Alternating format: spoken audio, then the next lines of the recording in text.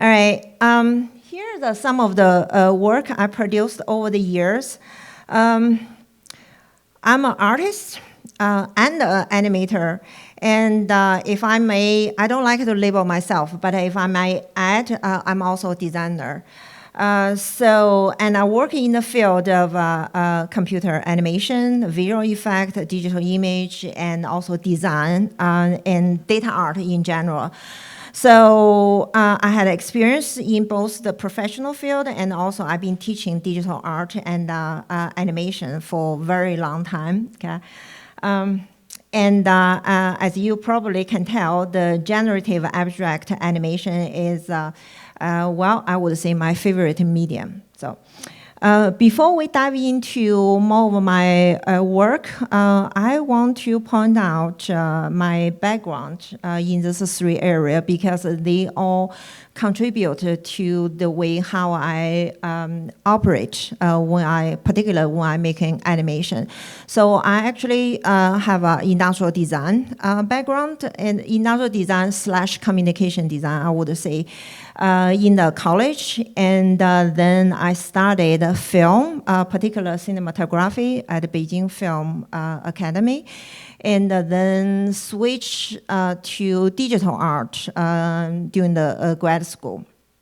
So over the years, I've been shifting, I would say, in the field of art and the design, and back and forth. And then to a point, now I think I don't like to distinguish myself as either artist or designer because I think I function in both fields.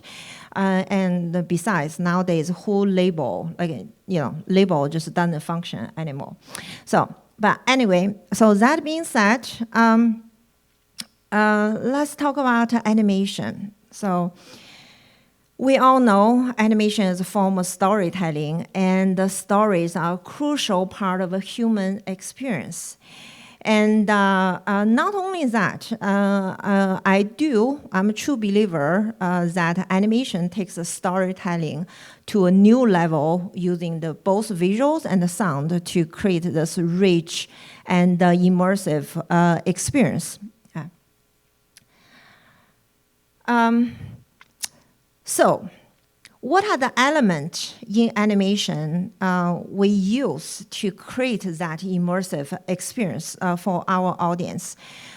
Here are some of the, this is not a comprehensive list, but rather things I deal with it all the time. So in my animation, I deal with the element and the principles of design a lot. As what we say listed here, start from a line, shape, value, tone, texture, space, color, to balance repetition, rhythm, and then the focus, the unity, harmony, scale, proportion, contrast, movement, depth. Those are the all elements and the principles of design, right? So they're in 2D design, some of them in 3D design, some of them in more of the motion design even.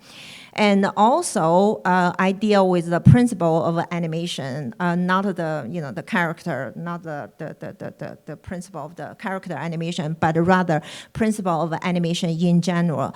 The principles in when you construct animation, the structure, the sequencing, the timing, and the appeal. So those are the elements I put into consideration. This is a little chart. It's very interesting, created by a scholar named Louise Harris, and she is a composer and a researcher based on University of Glasgow. She wrote a book called Composing Audiovisually, and there's one chapter she spent to study one of my pieces called Frank-Ratchye. And that piece I will play in the later part of the presentation. And it's very interesting to see how she categorized the element in that particular work.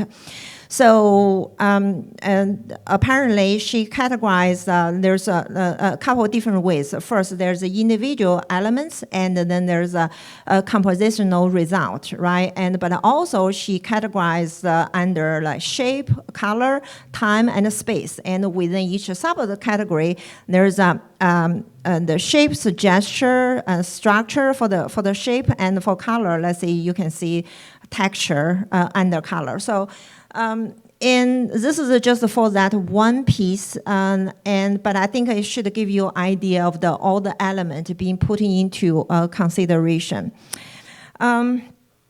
So let's start with something very simple. I'm gonna show you one of my oldest work. I always hesitate to show this piece because it's so old. But this is I guess it's kind of the beginning of me trying to create, there's a few of the first. So this is the first piece I try to work as a visual music, in the genre of visual music. We'll talk about that in a little bit. And also this is the first piece I did it with a program. So it's generative. And deal with very simple forms. So, and in this one, I want to use it as an example to how I deal with. In this one, you'll see apparently color and also shape, and also the rhythm, the pace of the thing among some of the other one. This one is called Rain, and it's. While programming generated animation, I believe I used the C language with OpenGL back then. This is like really old.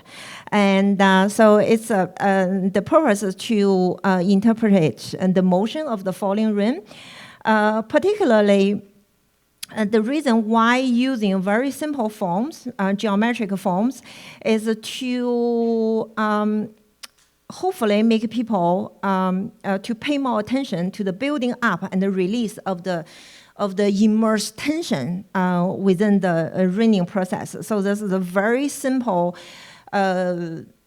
motion or emotion I try to convey this one, but it's a very straightforward. So, and I'm gonna show you just teeny tiny bit of it. And yeah, so it's about less than a minute.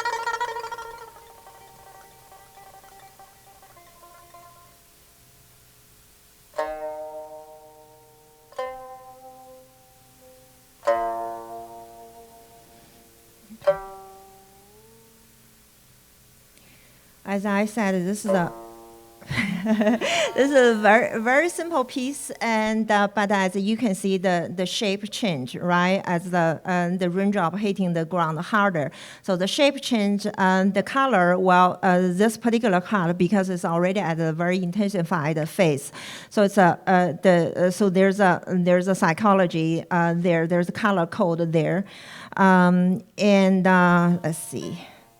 Hold on. Okay. All right. I'm not gonna explain in great detail, but what I want to touch here with that very simple example is to talk about some of my consideration. Color apparently is big when you talk about trying to create an emotional trigger emotional response with people. Color is the most important thing. And when you look at a color, there's a different side, different perspective need to take into consideration. The color psychology apparently is one, right? So you understand the emotional association of different colors.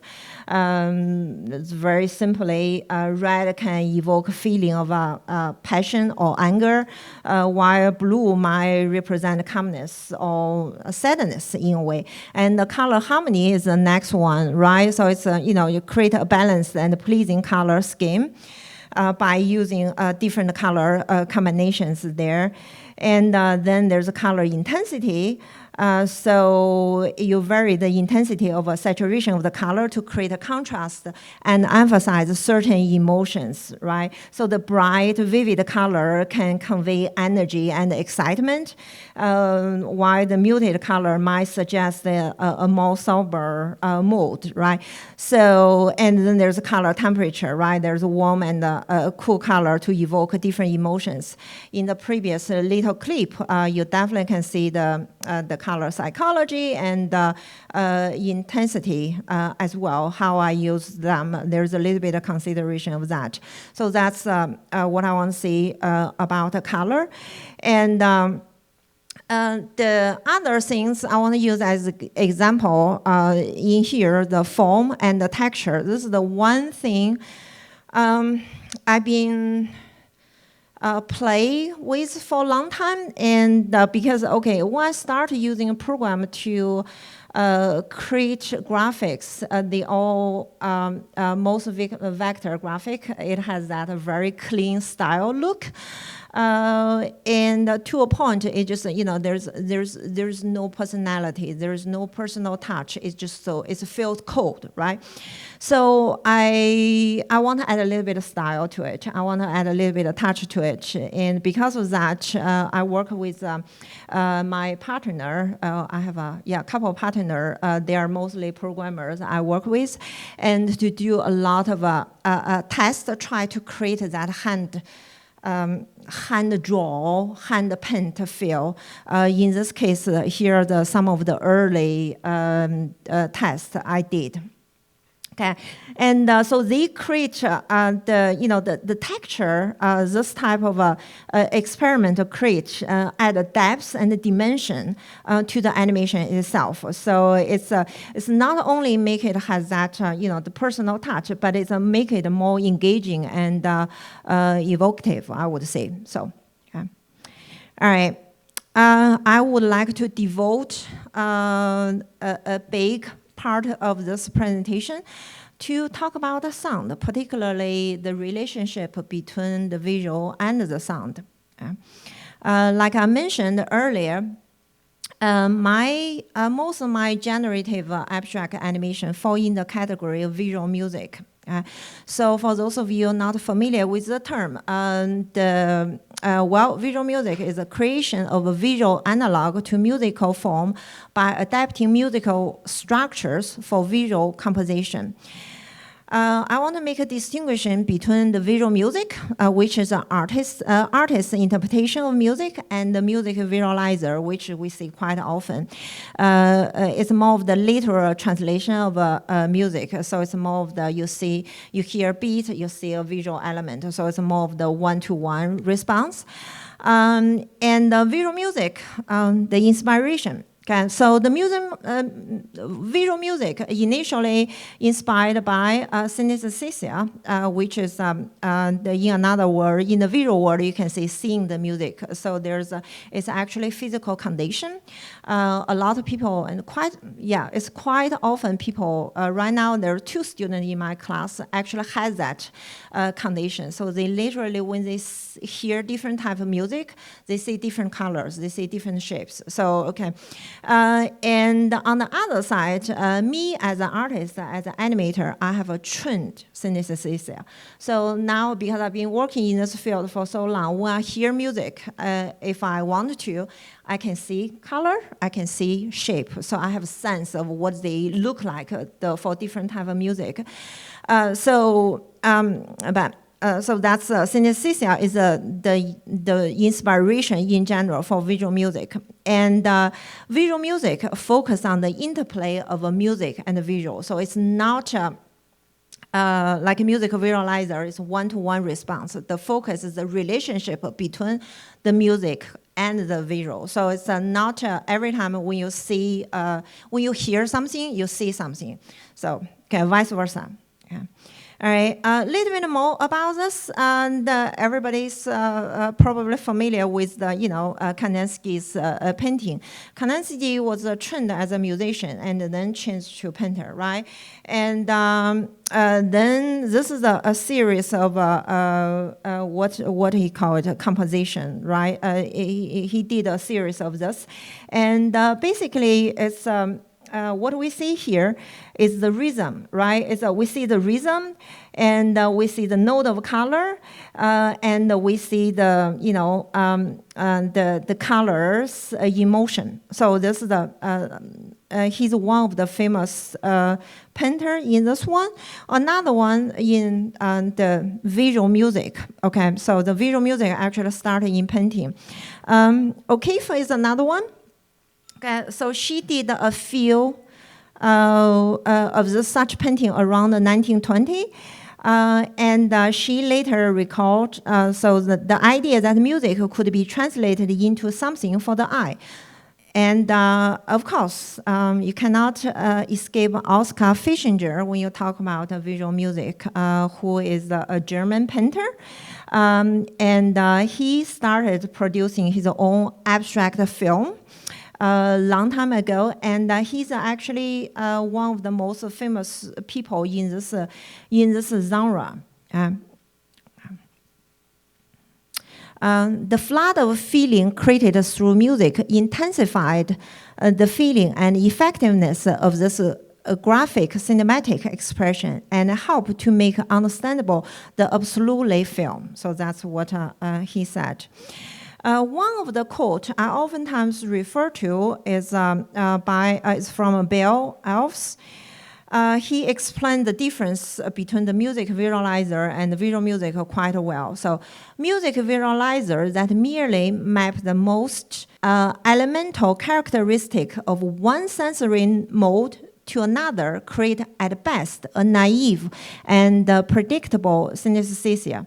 The journey of emotions that music can awaken in an audience does not automatically emerge when one characteristic, pitch, for example, is mapped to a characteristic in another sense, color, for example. So it's not between the sense, different sense. It's not one-to-one map. You cannot, it's just not how the human functions.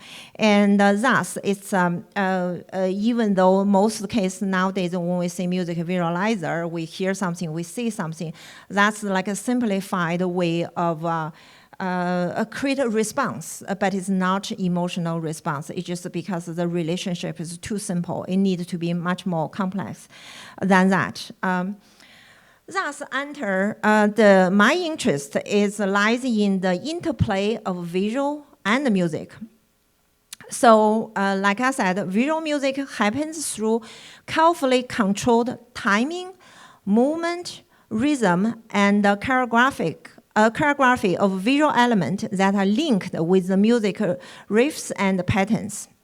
While purposely emphasize or neglect a certain aspect of music signal, the image arrives at the visual counterpoint of the music.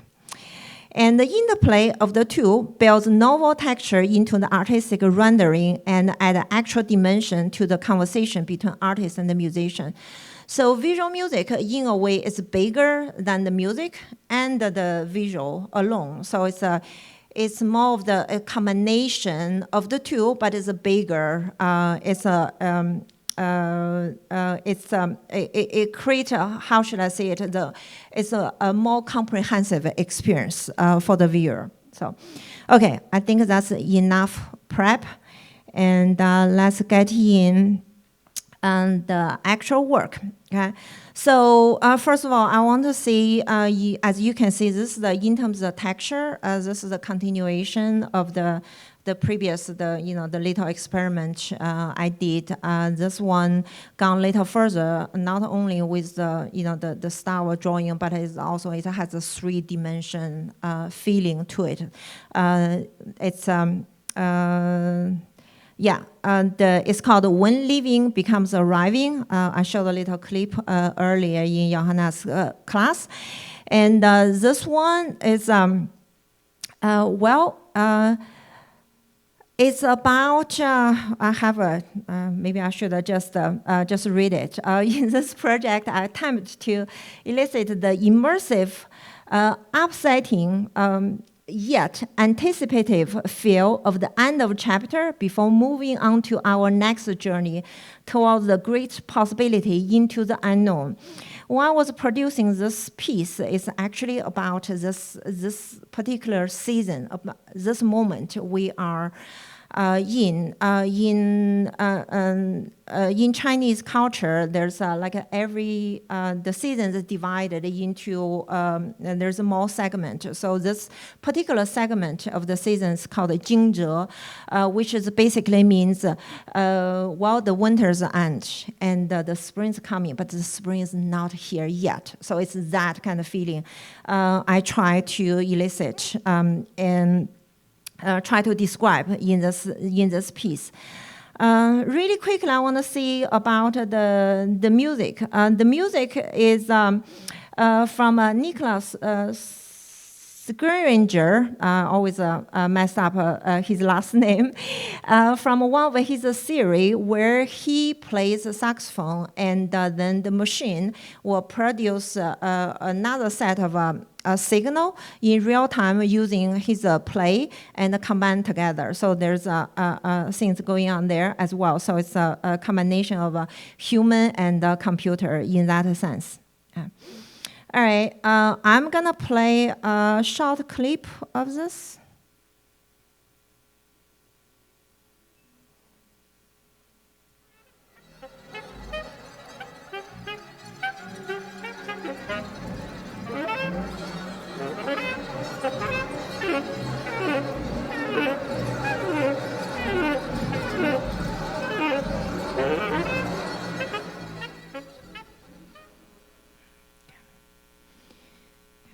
All right, just give you a quick taste of that. So the music and the visual style, I already explained that. And then the visual is a line-based drawing with processing. Of course, it's very highly stylized. And there's it's a black and white piece. It just because that's how I feel with this season, particular where when I produced this piece, it was a few years back, and the winter was colder in Syracuse, where I am now, because of global warming is more, it's warmer. But back then it's very bare, and so I thought the black and white is more appropriate.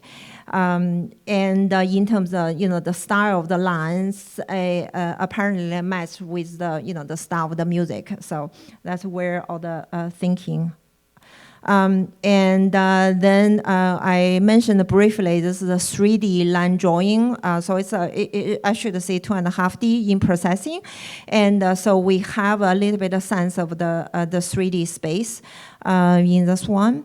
And it actually has a little bit of camera motion, but it's very slowly to create that sense of space, to help create that sense of space. Then, okay, so the light and the darkness, we didn't see this this part. This is coming in later. So the drawings actually happen in two sides. So there's one part of drawing in black and the other part of drawing on white. So the two of them work together. And then there's a lot of blur and fade in and out. So basically I need to erase some of the drawing and then paint on top, or I fade some of the drawing, paint on top. Yeah. All right. moving on to next project.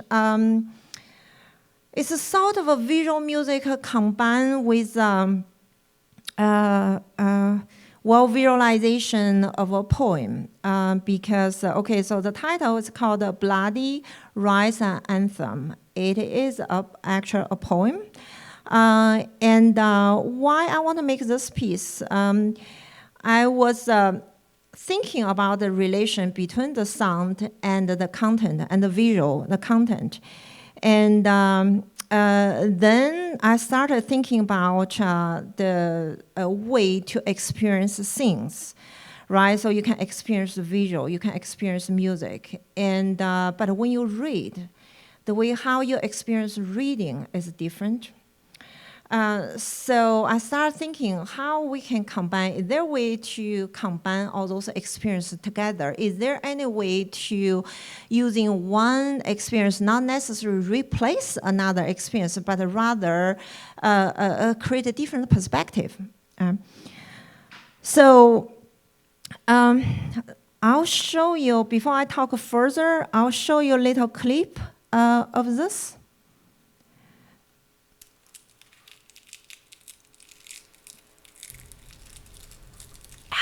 Some indeterminate time passes. Bloody walks weakly to our window and begins to sing.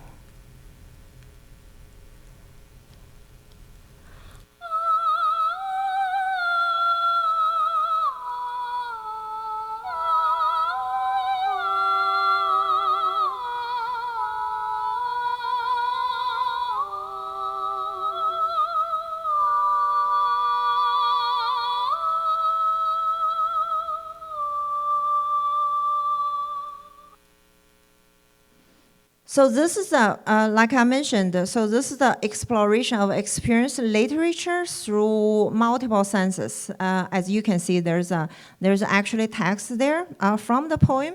There's the scene, and the scene is actually linked to the poem from the content of the poem. I'll talk a little bit about the poem in a little bit. And also there's the citation of the poem, the other part of the poem we're not seeing. So it's all mixed together. There's a visual element. Those visual elements, they are generated based on the scene. In fact, so they are linked together. This is one thing I didn't point out with the previous few examples. So those graphics, the base structure, not everything, but there's a base structure. They come from the music I use. Okay. So that's how I link the certain element, a visual element, to the music patterns, riffs together. And the poem is by Emily Viduc, and it's come from a book, The Illumination Project.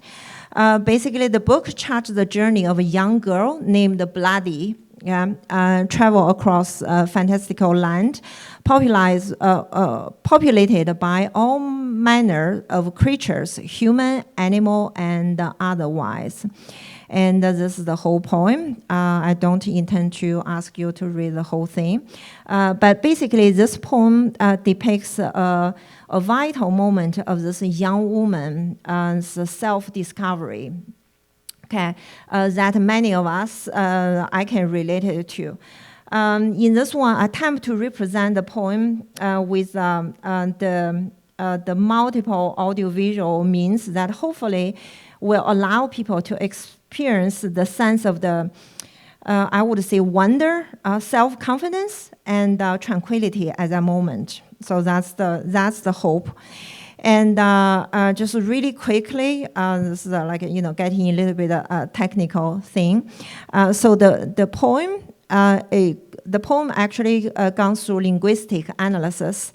And then from there, goes through generative algorithm linked to graphics. And then the poem being cited in the fashion of ASMR, which is this, I forgot how you spell it out, but ASMR is, it has the effect to calm people to a function in the visceral level, I would say. And so people oftentimes use it for medication, for people who cannot sleep at night, insomnia, to cure that. So it has a certain power, the ASMR. And then the vocal, like I said, the music being analysis through the sound spectrum analysis along with the sighting, and then go through algorithm generated graphics. So quickly, the way how we did it, let's say the word is bloody, right? So the poem will be broke down into faces, and then broke down into word, and then broke down into vowels and consonant. So in a way, convert this poem into data, into a set of data, and then use that data to regenerate the visual and the audio. So, okay. And also the vowels, the graphic mapping. So the vowels is mapped to close curve and loop consonant to the open curve. So as you can see, those are the open curve, and then there's the closed curve. So they're actually mapping to the appearance of the letters in the poem. So yeah. There are physical engines. So there are other things in place in the construct of the poem. There's a force field, gravity, and turbulence to impact the generate of the visual in this particularly. And there are two vocal soundtrack, right? The female singing, there are two vocal. And the one soundtrack control the dark element in the graphics, and the other one control the bright element in the graphics. So the way it's constructed is, it's very, how should I say it, from the data and then with program. So it's a very controlled the way of generating this animation.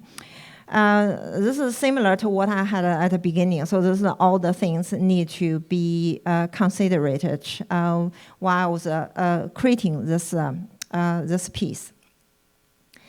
I would say the last animation piece. I have a few other works I want to show later. But the last animation piece, this one is called the Fantasy, which I mentioned earlier. It's a piece I work with a composer, Jiayue Cecilia Wu, who teaches at University of Colorado, Denver. And so it depicting a physical and emotional journey that a woman goes through when losing her baby prematurely. And it literally represents the physical and emotion journey as you can see. The emotion is very complex when such tragic event happen. And I think it's 10 to 20% of women in their lifetime experience a baby, losing their baby prematurely. So it's a very high number. But it's one of the events our society across all culture, across our culture, it's kind of hidden. There's a little discussion about it. And so this piece, it was when we work on this piece, the composer just experienced, this is like a recent happening for her at the moment. And we actually met before she going on her healing trip to Tibet. So we had this idea. We started working on this, and we see, let's see if we can make something out of this. Yeah. And before I go any deeper, let's watch a short clip first.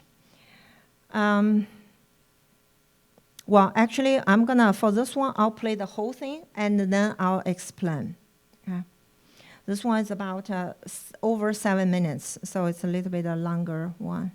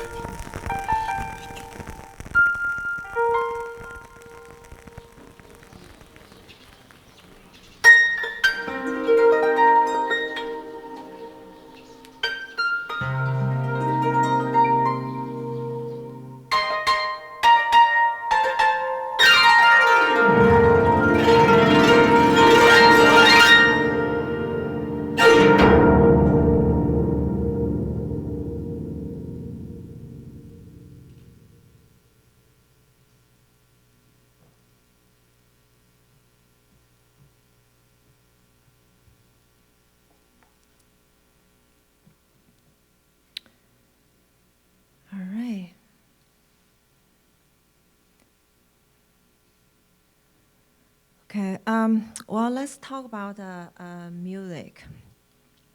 Okay. And as you probably can tell, the Tibetan soundscape was recorded. It was recorded in the summer of 2019, before the pandemic. And during Cecilia's trip it's a healing trip for her after the tragic event happened. And it's a glue of the sound of the electronic and acoustic instrument. So the Tibetan soundscape. And then there's a lot of musical words, as you can see it. So all the electronic sound were designed and realized using various Eurorack modular synthesis system. Okay.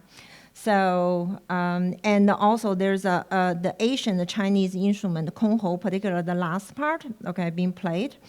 And that's from the composer. Okay, so that music is supposed to bring back the beautiful memory of carrying Tessie. By the way, for Tessie is the baby's name. So so the kongho bring back the beautiful memory of carrying Tessie for just a few months. So. And in a way, this piece is a self-healing process for both the composer and myself. To get in a little bit of weed of how this piece is constructed, so there's two types of signal and also the two types of mapping. The first one, the blue ones, so the musical tempo and the emotions go through expressive characteristic study. So this is done manually by me, apparently. And then I link those to lighting, color and texture mixing, and also domain warping, which I'll explain in a little bit. And then the soundscape and the instrumental and the vocal go through spectrum analysis. So those are like, literally go through the analysis and then linked to those channels, the color, the timing and the animation and domain warping and also displacement. So. And the continuous transformation of those shapes. So it comes from the sound analysis and the artistic consideration. that's being reflected in the algorithm.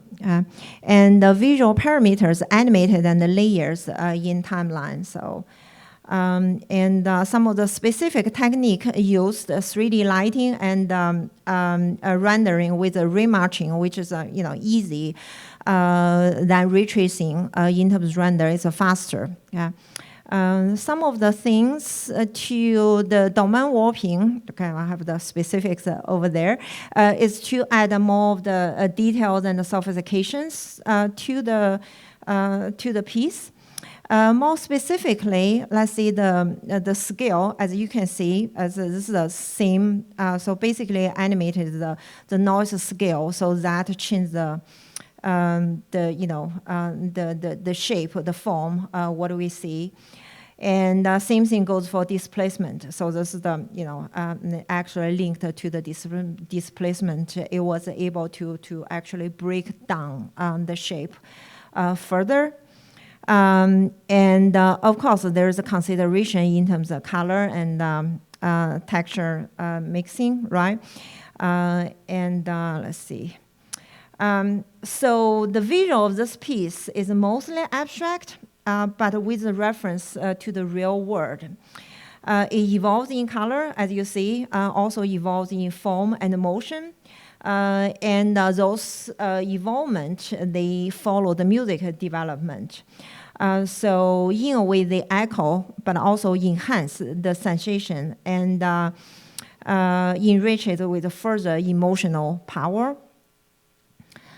The color scheme developed with the transition of the emotion from the initial murky green to violet red to coming blue, and then to the eventually peaceful, relatively peaceful white.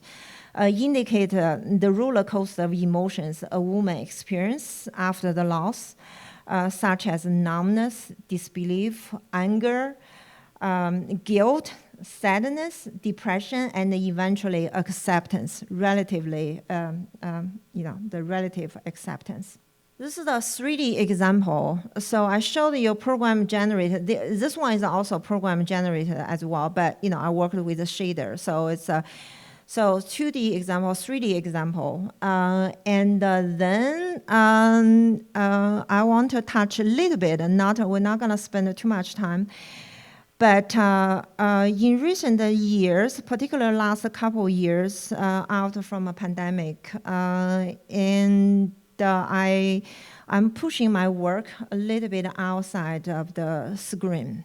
And so there's a couple of times I want to talk about. One is transforming computation. This one, the depiction, transforming computational visual music to fine art. Monotype prints. So this one, the visual is using the little clip I showed you earlier, right? So the when leaving becomes arriving. And I printed out, I was talking to Tintin about this earlier. So I printed out, and then I add object, as you can see, there are leaves, there's, I even put a bird nest, there are yarns. And so I go through this printing process. Okay? So, and then, here you can see, it add another layer of texture to it. So the visual music, the initial music is still embedded, but it's kind of become something else. So the whole experience is, it's different. The way how you experience the piece is different now. Okay. And just a few examples. So this is the one of the prints. And as you can see some of the yarn placed there. And here, and some of the other objects there. Just quickly, so I produced a series of this work. Another thing, this is a project I've been working on for, I think, also a couple of years now.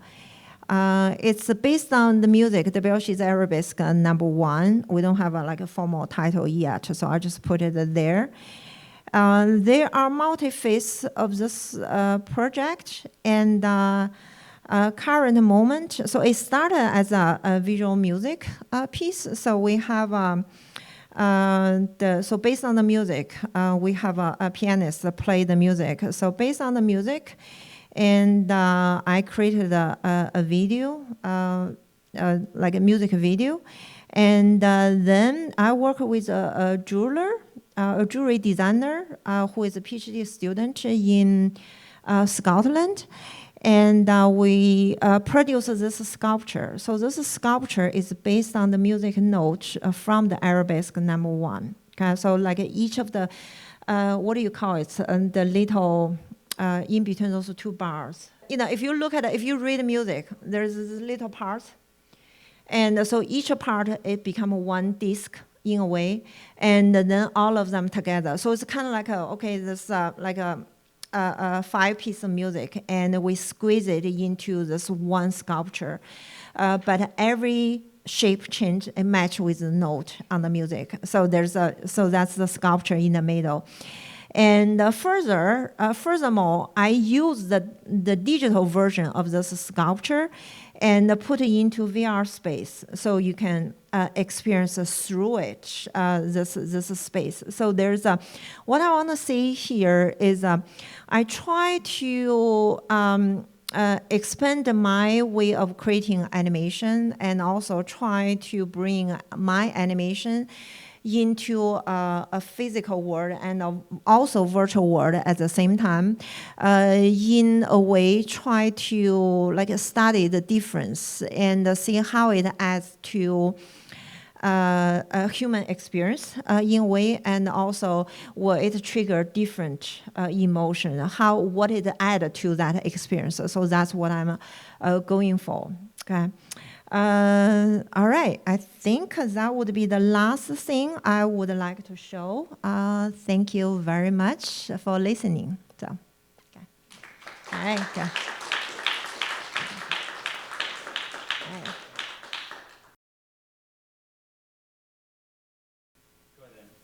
I think in Fortashi, one of the most interesting things is how much is packed into one shader throughout time and transition. How in your work have you learned to control transition narratively, and like, or maybe what kind of challenges have you had with like having so many different themes in one piece of software? Because I think that's one of the things like it's hard in software. You're absolutely right. I think working with a shader is actually harder than I thought. Myself, because I teach animation, so I used to use Maya, and then with Python I can hook up information from the back to generate it that way. But with the shader, of course, it's faster. You can pretty much generate it in real time. So the Fortashi is the first piece I did with the shader, and it's super hard to control because you cannot be that precise. And this is, I have to say, the best I can get. Even though myself, I'm looking at the work, there's a lot of things I see I can control it better. But you're absolutely right. It's very, with the shader, it's very hard to link the data to not like a program. Program is very easy. Here's the data, here's the information, and you structure your program this way at what moment it pull what information. So it's very precise control. With the shader, you kind of like, I have to test this, or I have to test that. Maybe this looks close enough, so there's a lot of that. But I agree with you, shaders probably is not the best way, even though it's faster. I attempt, in fact, with the last piece, the little one with the animated video and the sculpture and the VR, my first try was with a shader, but I couldn't get it to work. It just cannot go with the music that precisely. It's not necessarily map one-to-one, but it's not even close to what I wanted to express. It just cannot reach to that point. Shader has a lot of limit. It's just because the way how they built. Not sure if that answer your question. So, yeah, thank you. Yeah. So.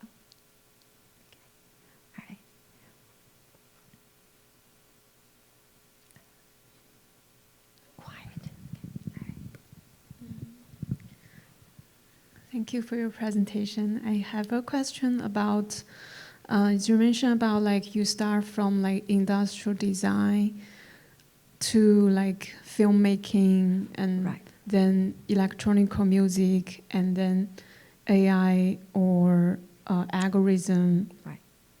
generation music. Right. So I'm wondering that how does this different background shape your practice and how it combined together and shaped you? Right. Well, I think, let's see, my way of creating animation is actually, I was thinking about this the other day, it's very much a design approach. I see it as a problem, a design problem, and I try to solve it. So, so there's a lot in there. And as you can see, I consider like the color form a lot. I know artists also consider those. But my way dealing with those, I see a lot of link to, let's say, communication design. Like, you know, what's the color psychology? What's the color intensity? What that means? How that going to help with the emotion need to be expressed in this piece? So there's a lot of design there. And with the film, okay, animation, of course, animation is, you know, is one type of film in a way. And so the film language is absolutely necessary. That's one thing because I, you know, out of college, I have the industrial design background and I started work as a 3D animator. The one thing I found I'm missing at that point was I don't understand the film language. I don't understand the camera language. And that's how I decided, okay, I gotta learn. So that's why I went to to study film, particular cinematography.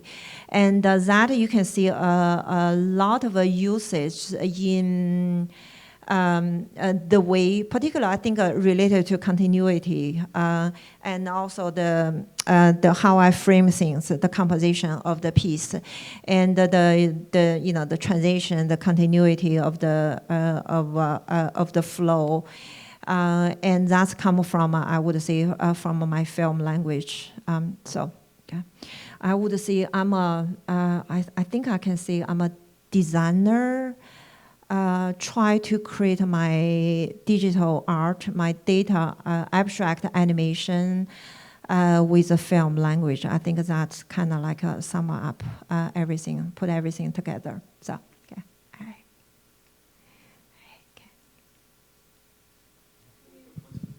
Just over here. Thank you. Okay. Yeah. Given the kind of work that you do, have you thought about going at all into real-time live performance type of graphics? I've done that in the past, actually. Yeah, I didn't show it here, didn't include because as mostly of the animation piece. I think as at the very beginning, you can see I actually work with a composer and a dancer. Where are they? Is that first one? Okay, yeah.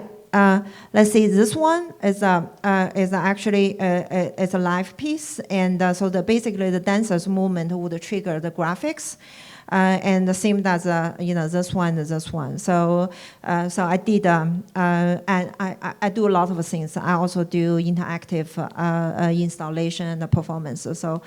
And I haven't done that in recent years just because my interest, my interest is related to data art, but it's more into visualization. So it's dealing with big data, so artistic data visualization. So the last few years I spent quite some time in that era. So I haven't been doing the performance lately. So.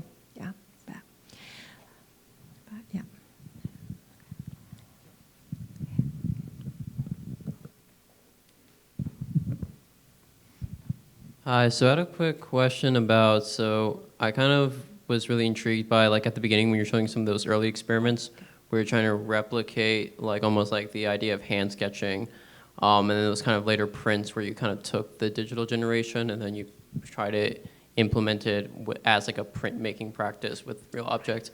I think also whenever, you think about generative art and animation, there's always that sense of, how much agency does the human have in the process? And I was wondering how those pieces, and as you continue your practice, you kind of grappled with that, if at all, if that's important to you, that question. Great question. It is a great question. I didn't think much when I was trying to create more of the hand-draw style animation at the time. But when I intentionally bring the digital work into the physical world, and that's the moment I realized, we all know the art making as an experience. So, and particularly for that set of print, I said I did it after the pandemic, because we all spent too much time during the pandemic on screen.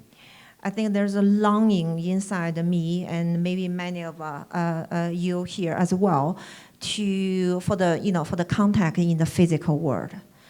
And you just don't want to look at the things on the screen anymore. So there's a little bit of that when I create that set of the print.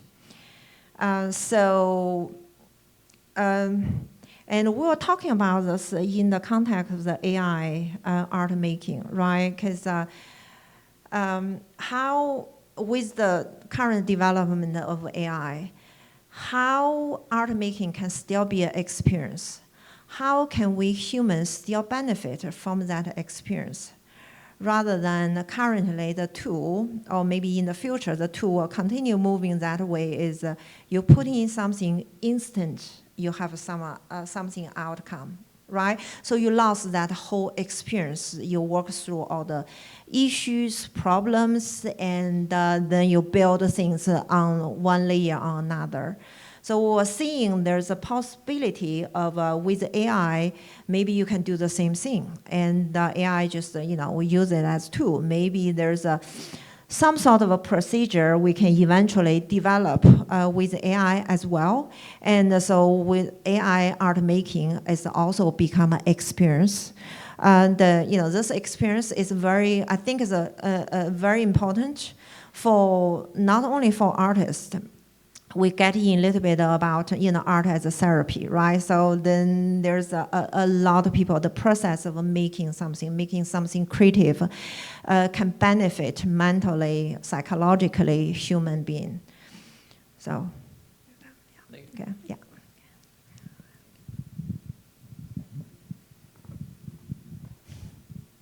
Hi. Hi. I just want to say thank you again for your presentation. I know absolutely nothing about any of the technical aspects of making these things happen, but it was gorgeous. Thank you. I especially felt like the piece that was, again, to what you were saying, trying to help process an emotionally devastating incident was really powerful. And one of the things that caught my attention as a piece of personal interest when you were speaking was the idea of synesthesia. Okay. And you had mentioned that you had trained yourself a little bit to do that. So A little bit. I was curious what your process was for that. Well, it's just because I've been, this is of course, a selected piece. Over the years, I produced a lot more than what we see here in terms of visual music. And I think I worked what's my favorite ones, apparently, more of the experimental music. But I also dealing with, let's see, the piano music, the last one. I didn't show the video, the Arabic one, is, classical music. And so I work with a different type of music. And I think it's just, when you do things long enough, you have a sense. Well, I think if you want to train yourself, you can do that as well. We all know, let's see, if you listen to a certain type of music, right, you feel something, right? So in a way, abstract art, not just abstract animation, abstract art has a lot in common with music. It has that abstractness in it, and it can trigger us emotionally, and there are ways of course, depending on your culture background, you'll have a different reaction to different type of art, visual and audio. but if you really train yourself, you think about, let's say, okay, when I listen to, it's easy. For example, if I listen to this music, I feel very relaxed. And then in your color system, okay, for example, maybe blue for you will means it's a relaxed color. And then your mind over time will link those two together. Okay, so same thing goes for shape. Different shape has different meaning. You know, circle is more of the round one versus a square. If it's on the floor, then it's more of the stable position. So like each of the shape have their meaning as well. So over time, you'll be able to link those together. You form your own system. And I just, in a way, I think I trained myself, even though I wasn't aware I was training myself. But nowadays, when I listen to a piece of music, particularly when I work on a new project, it kind of just comes natural for me. So, yeah. And there are other people being able to do this as well. So, yeah. Have you ever heard of, there was a study done, I can't remember any of the context for it, but it was, I think the two things were like the word bobo and kiki. And people were asked to describe which, like, they were shown a shape that was very round and then a shape that was very pointy. And everybody pretty much said that the kiki was the pointy one and bobo was the rounder one. And I really liked that you kind of replicated that in one of your pieces with the consonants and the vowels as well. Yeah. That's also a link to the my I guess my the other side of me as an animator, right? With an animator, we actually trained to animate a simple object. So like, how do you make a character out of a circle or make out a square, make them become a believable character? So there's a lot of training with that as well. So the shape can represent a different emotion. The movement can represent different emotions. So,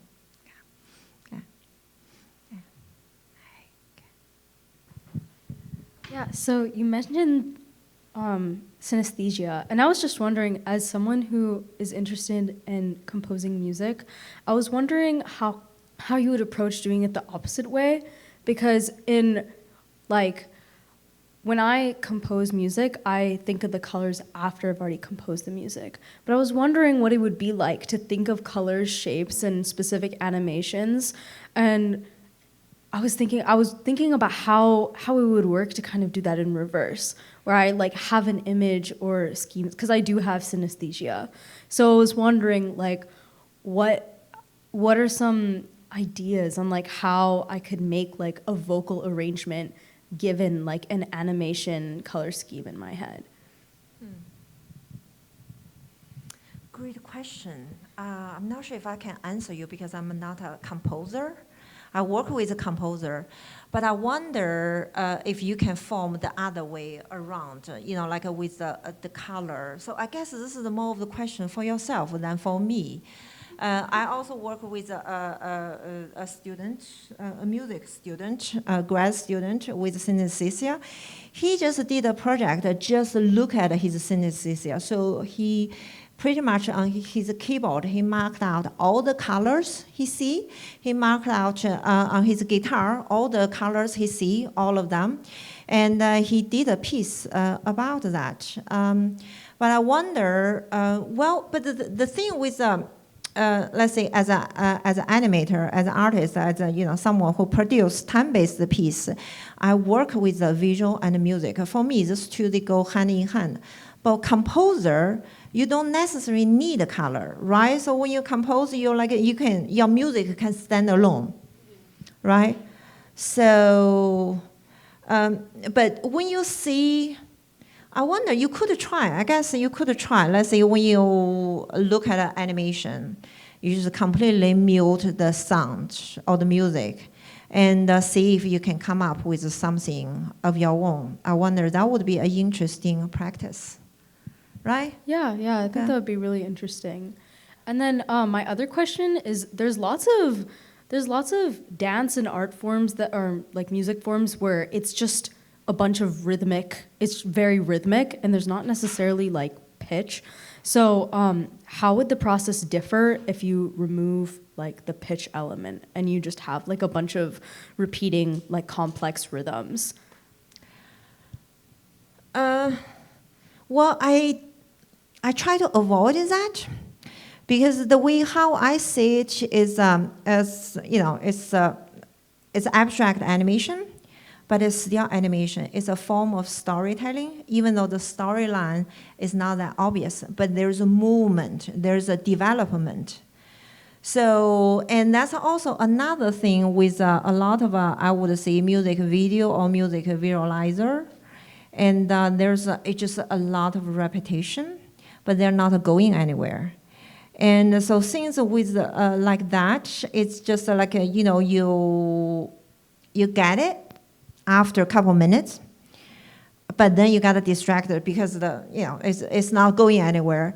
Versus in my work, what I try to do is I think a lot of people when they work in the room of the visual music is they try to still have a sort of structure, have a sort of a story movement moving forward. So that's either it just things change or things being pushed further. Or many of them, I think there's a little bit in this piece, but in the Fortesi piece, but not a lot. Some of them, they even follow very the traditional 3-act, the art when you're talking about the traditional film making, right? So there's the beginning, and then there's a development, there's a climax, and then there's a resolution. So there's a little bit of that in Fortesi as well. I think that's the thing pushing people moving forward, keep people focused. So, yeah.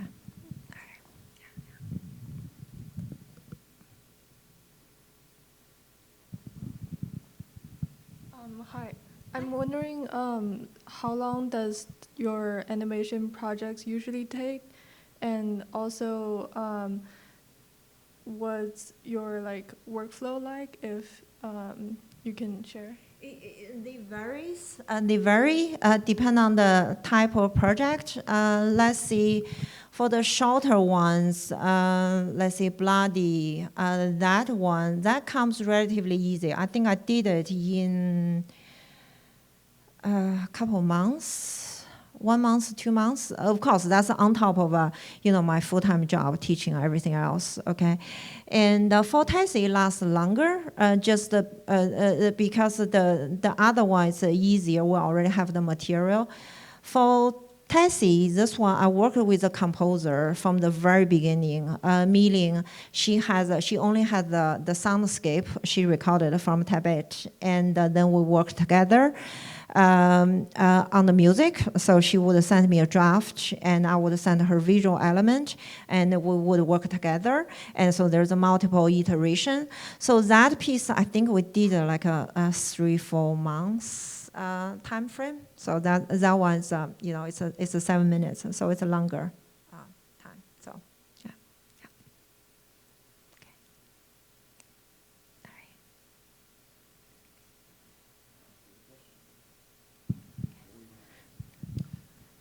I don't have any questions, but I just wanted to say thank you so much for coming. It was such a great pleasure to have you here.